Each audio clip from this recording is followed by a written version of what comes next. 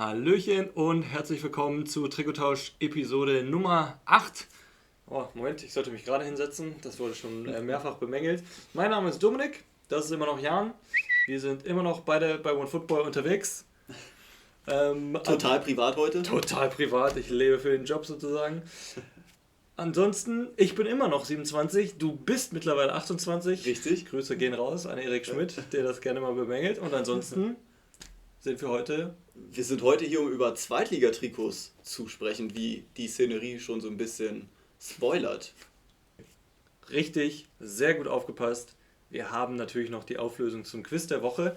Ich habe ja diesmal gesagt, wenn wir es über die Rückseite machen, ist es vielleicht etwas kniffliger. Ist es denn etwas kniffliger? Also, um es mal abzukürzen, würde ich sagen, nein. Es ist das, ich habe ja auch den Ärmel noch gesehen, das noch als Spoiler, das ist natürlich ein ganz wichtiges Element hier. Das ist dann entsprechend nicht das Heimtrikot, sondern das Champions League Trikot oder das Europapokal-Trikot. Rein theoretisch hätte es ja auch in der Europa League weitergehen können. Ging es damals nicht, denn es ist die Saison 2011-12, als Dortmund als Gruppenvierter direkt in der Champions League ausgeschieden ist, aber als Trost immerhin das nationale Double bekommen hat. Vollkommen richtig, genau. Übrigens wahrscheinlich historisch einmalig in diesem Jahr in der Vorrunde in der Champions League rausfliegen und darauf das Jahr ins Finale einziehen. So, und wir sind damit jetzt auch schon wieder bei den Leaks der Woche, beziehungsweise die Veröffentlichung der Woche. Das hängt hier natürlich vollkommen falsch. Jetzt sind wir in der zweiten Liga auch wirklich angekommen. Ja, und was gibt's da Besseres, als mit dem Hamburger SV anzufangen? Dem vielleicht zukünftigen Dino der zweiten Bundesliga. Sah die letzten Jahre danach aus. Ich glaube, Dominik, du bist sehr heiß auf dieses Trikot. Ich finde das Trikot wunderschön, muss ich ganz ehrlich sagen. Es ist clean. Wir hatten das ja in der La Liga-Episode schon mal besprochen. Für den HSV ein edles Ding. Du kannst es wunderbar wahrscheinlich auch mal außerhalb des Stadions tragen, weil es eben so einen clean Look hat. Leichte Knopfleiste, eher modisch, als dass man sagt auf dem Spielfeld, aber wunderschönes Ding. Und dann sollte es so bleiben, wie wir das jetzt gesagt haben, das Trikot kommt ja heute raus, dann, wenn der Sponsor in der gleichen Farbe ist. Soll es zumindest, wenn der HSV nicht wieder ein HSV macht. Ja, aber mal sehen, vielleicht haben wir Glück. Dann wäre das für mich ein perfekt abgestimmtes Ding. Ja, aber kann ich dir absolut zustimmen. Es sieht wie ein sehr, sehr schönes Poloshirt aus, auch wenn es jetzt nicht die allertypischsten HSV-Farben sind, aber es ist schick und auf eine schlichte Art und Weise, finde ich auch. Und wir bleiben im hohen Norden. Ja, von Altona geht es nach St. Pauli, gar nicht so weit. Ich glaube, das kann man mit der U-Bahn oder mit der S-Bahn fahren. Weiß ich nicht so genau, ich bin Berliner. Es geht auf jeden Fall mit dem FC St. Pauli weiter. Also ich glaube, viel deutlicher geht es auch gar nicht. Und ich glaube, das Interessanteste an dem Heimtrikot ist es jetzt, also klar, es ist wie immer braun, hat noch so ein paar weiße und rote Streifen. Es wirkt wie ein typisches St. Pauli-Trikot. Was relativ charmant ist, glaube ich, der Hersteller in dem Fall. Ne? Absolut, ja. St. Pauli entscheidet sich jetzt nämlich dazu, Trikots selber herzustellen. Im Sinne des nachhaltigen Kiezclubs. Wow, was für ein Wort. Und man kann sagen, der erste Entwurf, das erste Trikot, so muss man ja in dem Fall schon sagen, rundes Ding. Also ich finde es stabil, würde ich sagen. Ich war nie bis jetzt der größte Freund dieser Farbkombination, aber ist auf jeden Fall eine coole Sache, ja. Ja, definitiv. Wenn wir über Hamburg sprechen, müssen wir natürlich auch über Bremen sprechen. Beziehungsweise wir würden gerne. Wir würden gerne. Ja, aber tatsächlich hat Bremen bis jetzt weder ein Heim noch ein Auswärts noch ein drittes Trikot, nicht mal ein Torwarttrikot ist bis jetzt da. Womöglich präsentieren sie die erst zum ersten Spieltag. Ja, selbiges droht uns Trikotfans auch bei Hannover 96. Weshalb wir jetzt diese zwei, ja eigentlich schon Giganten, leider überspringen müssen. Das Braunschweiger Ohr überhört den Giganten Hannover an der Stelle. Es sei auch gesagt, dass halt tatsächlich nicht mal Leaks bis jetzt im Umlauf sind. Also ist auf jeden Fall ein gut gehütetes Geheimnis in beiden Städten. Ein bisschen anders sieht es in Dresden aus. Da gibt es nämlich immerhin ein drittes Trikot. Aber wir wollen heute eigentlich über die Heimtrikots sprechen und deswegen hier einmal kurz das dritte Trikot. Und weiter geht's.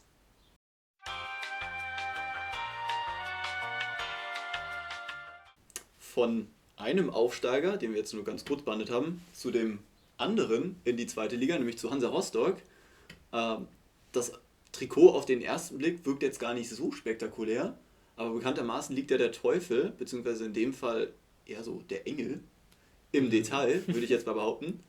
Denn wenn man ganz genau hinschaut, sieht man im unteren Bereich, auf der linken Seite aus Spielersicht, noch in größerer Darstellung als Wasserzeichen die Kogge. Und ich finde sowieso Hansa ein sehr, sehr schönes Wappen. Ja. Und deswegen finde ich es auch sehr schön, das so nochmal mit einzubinden. Und ansonsten insgesamt gefällt mir auch der Look gut, noch mit blauer Hose, blauen Stutzen. Komplett in blau. Das gefällt mir gut. Sehr komplettes Design, gehe ich absolut mit. Auch bei dem Wappen, Hansa hat wirklich ein schönes und auch sehr, wie soll man das ausdrücken, sehr exklusives Logo. Also man erkennt es immer sehr, Absolut. sehr sofort. Sehr sofort, okay, egal. Das ist hier alles live. Aber wie gesagt, kann man absolut mitgehen. Und ich war persönlich auch schon mal im Stadion, richtig cooles Stadion. Also irgendwie so eine ganz komische Hexenkessel-Atmosphäre, astrein. Ja, auch mit Heimfankurven auf beiden Seiten, auch was sehr Spezielles. Ja. Und damit bleiben wir schon wieder oder immer noch im Norden und kommen zu einem Verein, der mir mittlerweile, muss man sagen, persönlich im Herzen liegt. Aber das erfahrt ihr in den nächsten Folgen, wobei es sich da genau handelt. Es geht um Holstein Kiel. Und zwar deren Heimtrikot. Und ich persönlich finde ein wunderschönes Ding. Dunkelblau ist sowieso immer eine sehr gute Idee, um einen anderen Blauton zu verwenden. Und dazu diese Schärpe mit den Vereinsfarben. Und das finde ich bei Kiel immer sehr gut. Der Sponsor kann sich irgendwie einigermaßen anpassen. Also je nachdem, wie die farbliche Gestaltung ist, ist es nicht dieses klassische Postbank-Debakel, was die Gladbacher ja Jahr für Jahr erleben mussten, sondern ich glaube, es ist sogar eine schleswig-holsteinische Kette oder dänische Kette, also irgendwo da oben auf jeden Fall. Famila als Sponsor, jetzt habe ich es mal gesagt. Für mich ein richtig schönes Ding und wieder die Kieler, das können sie aus meiner Sicht immer ganz gut. Die Ärmel sind diesmal das kleine Detail. Und zwar hast du links einen kleinen Akzent und rechts einen kleinen Akzent, jeweils mit weiß und rot. Wir hatten das auch schon mal bei einem anderen Trikot der Kieler. Also wie gesagt, da würde ich jetzt an der Stelle sonst einwerfen, hätte man konsequenterweise auch einfach das Design oder die beiden Farben, also noch den hellblauen Ton aus der Schärpe mit aufnehmen. Wäre eine Idee. Grundsätzlich bin ich jetzt nicht so der riesen Schärpen-Fan.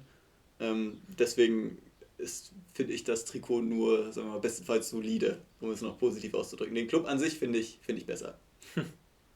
Zum Schluss haben wir noch ein Trikot für euch, was mir persönlich sehr gut gefällt, nämlich das neue Heimtrikot von Paderborn. Paderborn setzt ganz gerne mal, finde ich, so auf auf wildere, interessantere Designs. Ja. Und das hat man jetzt auch wieder bei dem neuen Heimtrikot. Also klar, man hat so vor allem blaue und schwarze Elemente und hat so inmitten dieses leichten schwarzen Farbverlaufs hat man einfach die Padda mit eingebunden, also den namensgebenden Fluss für die Stadt.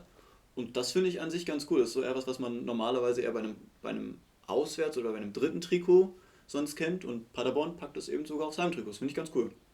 2 Sachen zu dem Trikot. Erstmal Salah als Ausrüster feiere ich irgendwie. Jeder, der mal Jugendfußball gespielt hat, glaube ich, kam mit dieser Marke in Berührung. Einfach schon aus diversen Kostengründen, zumindest auf dem Dorf.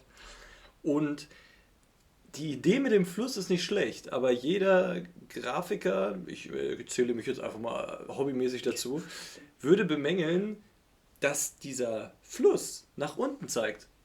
Und dementsprechend optisch, metaphorisch, hoffentlich nicht den weiteren Saisonverlauf der Paderborner schon mal vorzeichnet. Das wäre tatsächlich das Einzige, wo ich sagen würde, wenn du sowas machst, ich meine, eine Schärpe ist nochmal was ganz anderes, auch die verläuft ja sozusagen in keine Richtung. Aber das finde ich leider dabei ein bisschen unglücklich, dass man hätte sagen können, ob man es drehen kann auf der Karte, geht es wahrscheinlich nicht so einfach. Aber das macht leider das Trikot so ein bisschen, vielleicht ein Vorbote.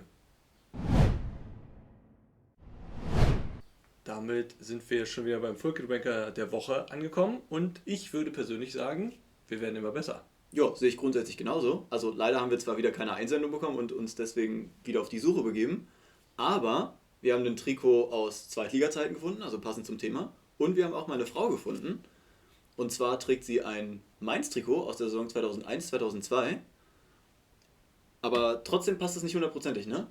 Nee, genau. Also wir haben, fairerweise müssen wir auch da Abzüge machen. Und zwar die Hose ist leider kann man in dem Fall ja durchaus sagen, eine Adidas-Hose und die kann dann auch durch den Schal leider nicht mehr wettgemacht werden, auch wenn ich es ziemlich cool finde, dass da auch noch ein Schal im Bild ist. Genau, kurz gesagt, Adidas-Hose passt nicht zu Lotto-Shirt, Stutzen fehlen, Schal gibt nochmal Pluspunkte, 6 von 10. Kommt 7 von 10. Na gut. Wir kommen schon zur Storytime und in diesem Fall ist der Weg zur Storytime der letzten Folge zur diesmaligen Storytime extremst kurz. Wir kommen von hier zu hier und zu Jan.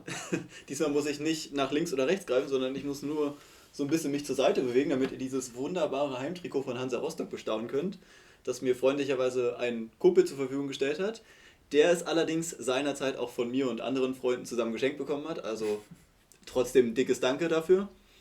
Es ist das Heimtrikot aus der Saison 2014-15. Nicht rein sportlich nicht die beste Erinnerung für Hansa-Fans. Ja. Es war inmitten dieser langen Durststrecke innerhalb der 3. Liga. Sind ja jetzt aufgestiegen. Und in der Saison 2014-15 standen sie ganz knapp vorm Abstieg. Ja. Als 17. haben sie sich gerade so gerettet. Die letzten 3 steigen ab. Die waren der erste Verein, der nicht abgestiegen sind. Aber, viel wichtiger, dieses Trikot, auch wenn der Flock schon, oder der Druck schon sehr beschädigt ist, kommt nicht mit dem normalen Sponsor, das war damals kurzurlaub.de, sondern mit dem Aufdruck Ostseestadion. Und zwar war das eine Aktion, die der Sponsor in Zusammenarbeit mit Hansa zum Saisonende gefahren hat, dass man eben anstelle des Sponsorennamens den Stadionnamen dann vorne aufdrucken lassen konnte. Und das hat in dem Sinne auch ganz gut gepasst, als dass man auch einen Flutlichtmast aus dem Ostseestadion sowieso schon als Wasserzeichen mit drauf hat. Und deswegen finde ich, ist das auch ein richtig schönes Trikot mit einer ganz netten Randstory. Ja, und damit auch sogar einer ganz runden Story. Wir sind am Ende der Folge angelangt und ich habe mir eine, Überleitung ausgedacht, und zwar vom Rätselraten Hansa Rostocks, damals in den Dürrezeiten der 3. Liga, zu unserem heutigen Quiz der Woche. Ja. Und damit verlassen wir jetzt auch heute zum ersten Mal Deutschland. Vielleicht. So viel sei ich schon mal gespoilert. Oh ja. Und haben dieses schöne Stück hier. So viel sei gespoilert. Es ist das Trikot, das ich vor kurzem beim Gucken des EM-Finals getragen habe. Aus einer gewissen Solidarität heraus. Ja, Portugal hat ja auch abgeliefert. Richtig. Ja. Die enttäuschen nie. Ja. Ja. So, jetzt gilt wie immer, Dominik, du hast eine Woche Zeit, dir ganz genau zu überlegen, welches Trikot das ist. Also, welcher Verein, das ist, glaube ich, nicht zu übersehen. Welche Saison und heim oder auswärts. Das gleiche gilt für euch. Und während Dominik uns das dann hoffentlich nächste Woche verrät, dürft ihr das innerhalb der nächsten Tage gerne wieder in die Kommentare schreiben. Und ansonsten freuen wir uns natürlich auch über jegliche andere Form von Kommentar. Oder auch, wir freuen uns natürlich auch über Einsendungen für den Full Kit Wanker. Dann müssen wir nicht immer suchen. Zuneigung in Form von Likes oder auch neuen Abos. Immer. Sehr gerne genommen, klar. Ja, und ansonsten würde ich sagen, war es das für heute. Danke, dass ihr wieder zugeschaut habt und dann bis nächste Woche. Tschüss.